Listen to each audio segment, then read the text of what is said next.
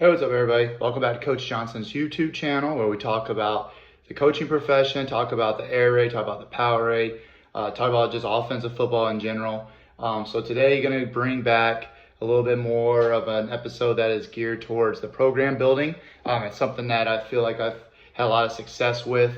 It's a way of making something that you have to do and must do as a head coach, and make it fun for everybody and put a little twist to it. A lot of my ideas that I'm about to share with you has come from when I was down at Pinecrest as an assistant under Coach Chris Metzger and baseball coach Jeff Hewitt. So kind of run away with a lot of the stuff that they do and kind of put my own spin and twist to it. But we're talking about fundraising, and I know everybody hates talking about the financial part, but if you want to have the nice stuff, if you want to be able to do nice things for your kids, you have to have money. I know every booster club situation is different, and so that's why I'm kind of gearing this towards something that you can do, whether it comes to we use vertical raise. I know some people use snap raise, any of that type of, gathering emails, gathering phone numbers and sharing I've done the different discount cards or discount sheets, so it's just different ways of being able to have fun with it, make everybody accountable, and also just ways to make it fun for everybody. So here we are on the first sheet, which I do for our fundraiser organizer, which I wasn't able to do it this year. I was going to organize it all, but had a lot of moving parts. Also having a baby kind of put a little bit of a twist on it, but what we'll do next year, and it'll kind of go into when we do our off-season draft and we do teams and start doing competition and doing accountability stuff during the summer, or during the off season to the summer, we do our fundraiser organizer, and that's what we did with. You can do it a bunch of different ways. I've done it where you've done a skill group, so your receivers and your DBs will be grouped together, and those will be your coaches. Then you do your tank, which I put our specialists, our quarterbacks, our running backs, and our linebackers to try and even out the numbers. And then you do the trenches with your O-line and your D-line, and that's where you then figure out where do you put your tight end or your H-back, any type of guys like that.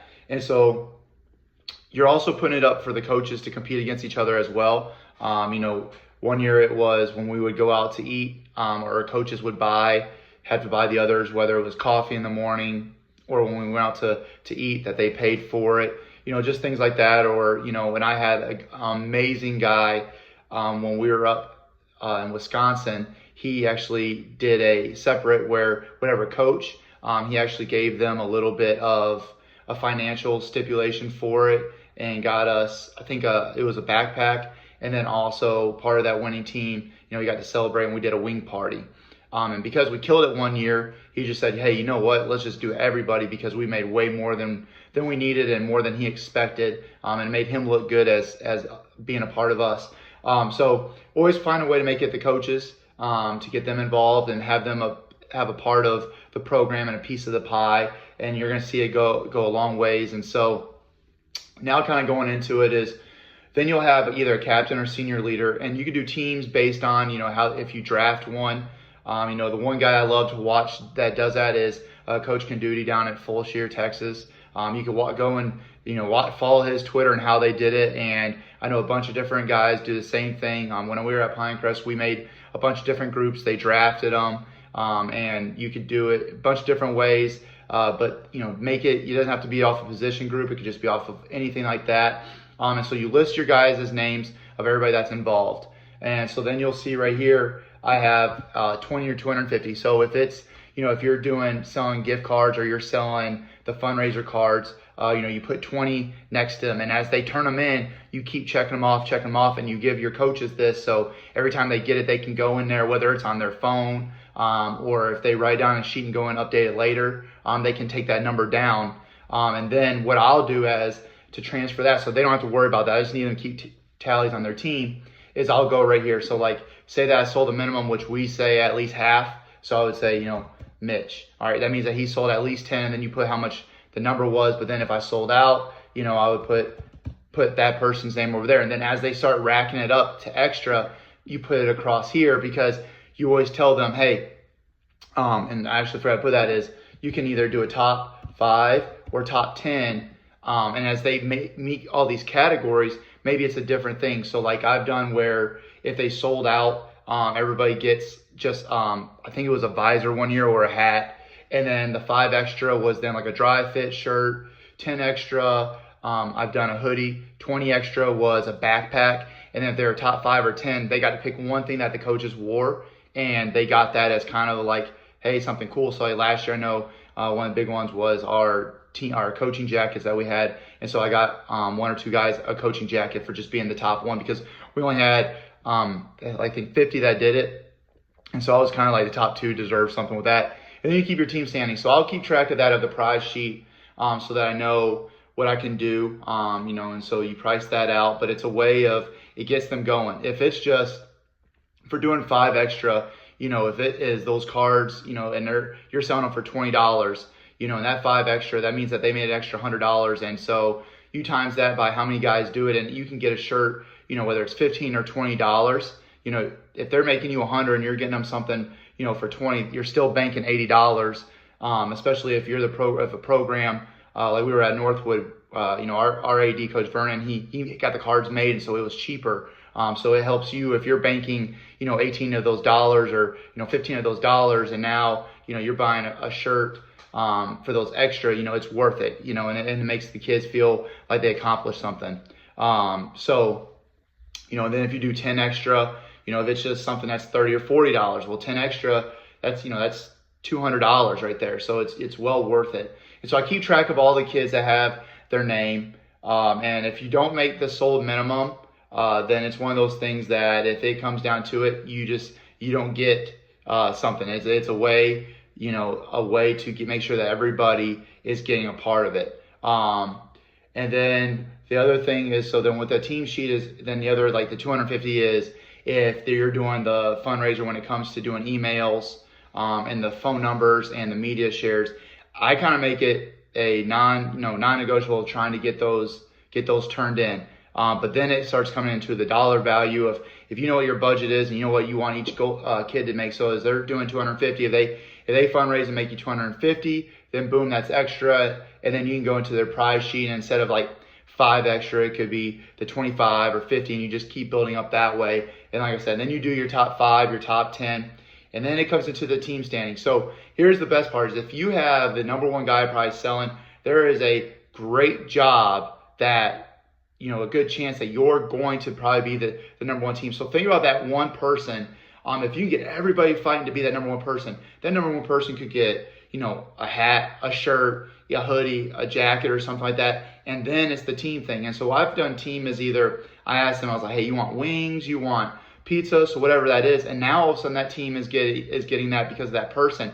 And it creates that camaraderie amongst your team. But also there's that competition of you want to be the best and get these cool items and all that good stuff. But then also with that team is, how cool is that to be able to get, a wing party or a pizza party for your group. And then the coaches also get a part of that, which, we all aren't in this profession to get rich. And so, you get that 1 free meal. And if there's any extra, either the kids or the coach gets to keep it, that's 2 or 3 free meals. It's a way to compensate everybody.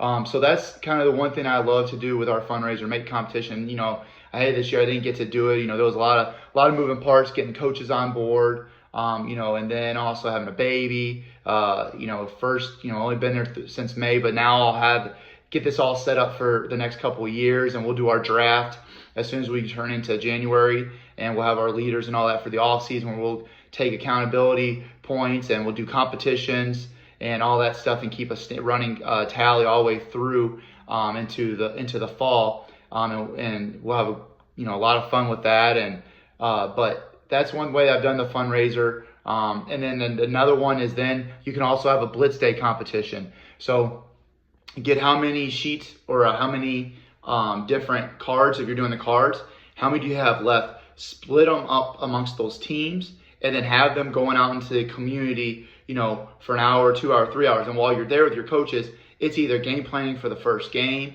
or you're taking care of inventory, you're taking care of the field, whatever you got to do. It's a day that you guys can work and get organized, whether it's also, like I said, watch film or whatever, and they're going out trying to make money for the program. But it's also a chance for them, they're wearing their jersey, they're going out, you're teaching them how to shake hands and talk to people, and it's a community relations type thing.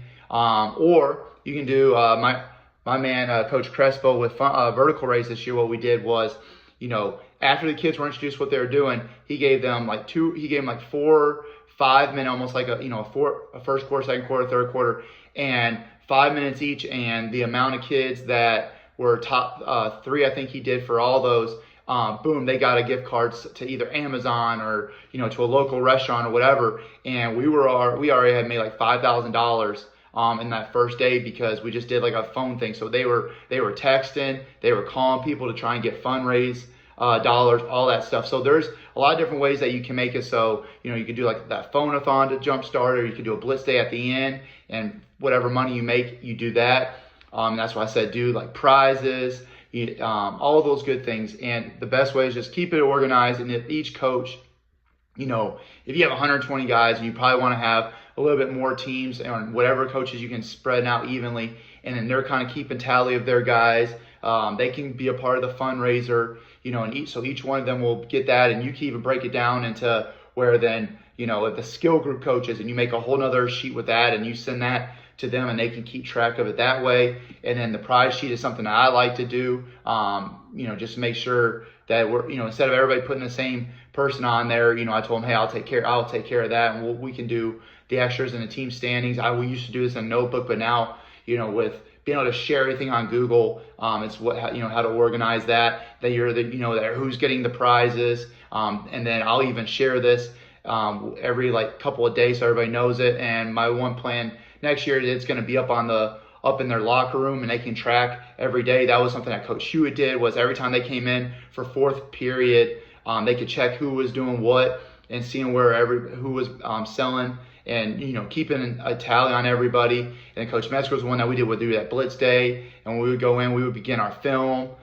getting our game plan ready, getting our scout report ready, all that good stuff. So find a way to make fundraising fun. You have to do it. It's nice to have extra money, and then different ways is getting your coaches and your players accountable for it. So that's my short video today on fundraising.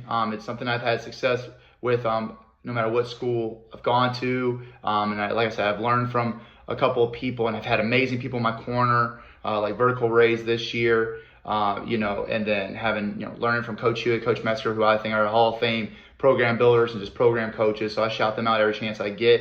And I just learned a lot of these things, and it's something I share with anybody that has to do the fundraiser, because it just, I think kids should have to learn how to talk to people.